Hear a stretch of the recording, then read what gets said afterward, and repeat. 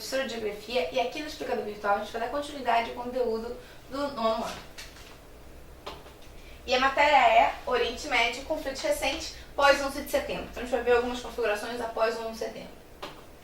Primeiro vamos definir o que foi o 11 de setembro. Em 11 de setembro de 2001, 3 aviões que foram sequestrados por um grupo chamado Al-Qaeda, que é um grupo terrorista, né, que ligado ao Osama Bin Laden, a gente vai ver um pouco melhor sobre isso. Eles vão ser sequestrados e vão ser atirados nessa uma missão suicida contra, primeiro, 2 torres, né, chamadas Torres Gêmeas, que são o World Trade Center, que eram prédios muito importantes, eles eram característicos dos Estados Unidos, principalmente de Nova York, assim como a Estátua de Liberdade, assim como o Empire State.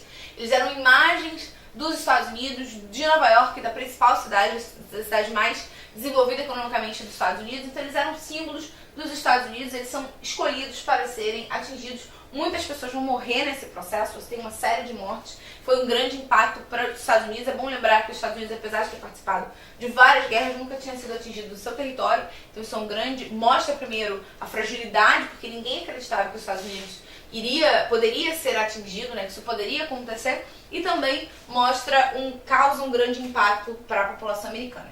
E outra coisa que a gente vê os destroços, e outra coisa, o outro avião, ele não consegue atingir, ele só bate numa parte do Pentágono, que é a principal o órgão do governo de segurança dos Estados Unidos.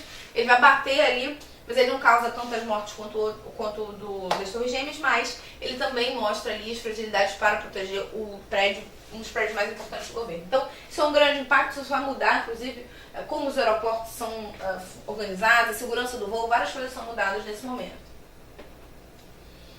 Bom, quais são as respostas disso? A partir desse momento, o governo americano, que obviamente é pressionado pela sua questão interna e também porque isso causa um grande impacto mundial, é bom lembrar que a partir dos anos 2000 tudo é transmitido ao vivo, então o mundo inteiro acompanha isso. A resposta disso é uma série de ações que são chamadas como guerras ao terror. Primeiro, em 2001, você teve a invasão do Afeganistão. O Afeganistão, ele era um local que foi controlado por um grupo chamado Talibã.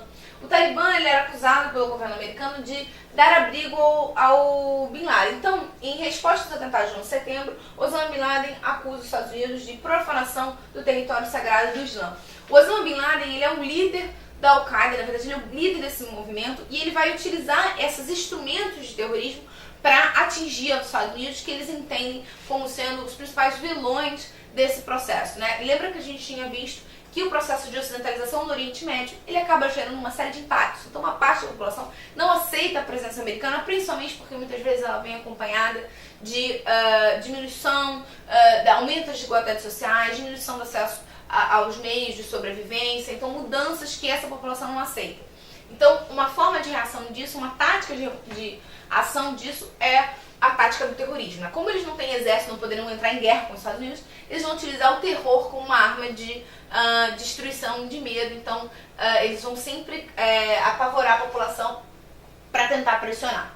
O Afeganistão ele foi ocupado pelo Talibã na década de 70, que era um grupo muito armado, extremamente radical. As mulheres vão ter que usar burcas e tudo mais. Ele ficou ocupado durante muito tempo, só que o Talibã foi acusado de dar abrigo ao Osama Bin Laden, de facilitar o instrumento da Al-Qaeda. Então ele é invadido, o Talibã é derrubado pelos Estados Unidos em 2001. Não significa que a situação no Afeganistão melhorou muito, mas ela foi, isso foi uma resposta, uma série de respostas que vão ser dadas pelo governo americano. Então você tem a caça ao Bin Laden, ao governo Talibã, que foi acusado de apoiar os atentados terroristas, e num eixo que é chamado de eixo contra o mal e luta contra o terror. O conflito representa elevados gastos para os Estados Unidos. É bom lembrar que o Afeganistão ele tem um clima extremo, então você pode ter calor, é uma região árida, mas você tem nas montanhas um frio extremo, então gasta muito material para equipar o exército e também o próprio gasto militar. Os gastos previstos para essa luta foram muito menores do que de fato aconteceram. Então você tem aí uma sobrecarga no sistema público americano para poder manter essa guerra. Inclusive isso começa a gerar uma série de insatisfações dentro do Estado, né, dentro dos Estados Unidos, porque eles vão ficar insatisfeitos com os gastos militares e com a ineficiência do exército americano, que prometia, né, parecia que eles iam caçar e entregar o Osama Bin Laden, e a gente viu que não é bem assim, isso demorou muitos anos até ele conseguir ser caçado. Então ele só foi caçado, inclusive, no governo do Obama, né, então o Bush nem conseguiu achar o Osama Bin Laden, e isso acaba também gerando um problema nesse sentido, tá? Durante muito tempo ele se escondia nas cavernas do Afeganistão, depois ele foi encontrado no Paquistão, então assim, é uma região difícil de você monitorar em função disso, tá? Esse é o Osama Bin Laden e ele é caracterizado ali por ser a principal figura da Al-Qaeda, né, o líder da Al-Qaeda, mas a Al-Qaeda não é um estado, então ela tem uma organização diferente, ela se organiza por células, então muitas vezes as células não se comunicam, então você às vezes consegue descobrir uma célula, mas você tem uma outra que não sabe as informações, você não consegue descobrir, então é uma caça muito difícil de você realizar. Bom, a Operação Iraque Livre, depois do Afeganistão, você vai ter a formação do que eles chamam de eixo do mal, que seria o Afeganistão, o Irã, tá?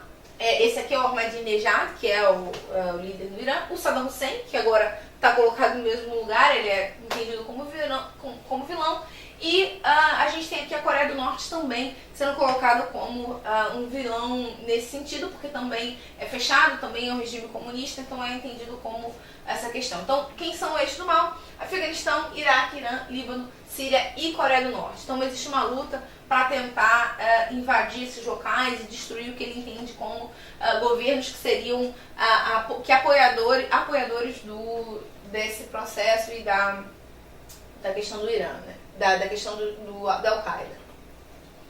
Bom, a doutrina Bush. É bom quando a gente pensa na doutrina Bush lembrar da figura do Bush. O Bush é um conservador, ele é do Partido Republicano. Só para entender, os Estados Unidos têm dois principais partidos, não existem muitos partidos, são dois partidos que acabam se revezando no poder, os democratas e os republicanos. O Obama é democrata, um partido que tende a ser um pouco mais liberal, um pouco menos conservador. Já o Bush ele é republicano, um partido mais conservador, que vai ter uma postura mais liberal, né, com redução dos benefícios sociais e tudo mais. E ele é um homem religioso, um homem do Texas, é uma região mais conservadora dentro dos Estados Unidos, e ele vai colocar essa guerra nos moldes de uma guerra quase religiosa, tanto que ele fala que Deus está do lado dos Estados Unidos.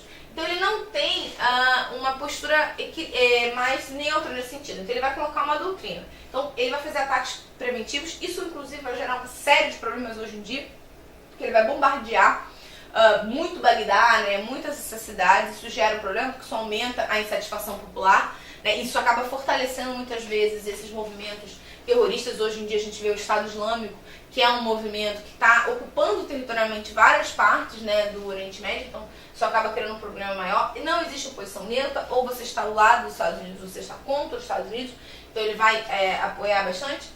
E ele vai defender o suposto apoio do Saddam Hussein aos atentados de 11 de setembro e alegar que o Iraque tem armas de destruição em massa.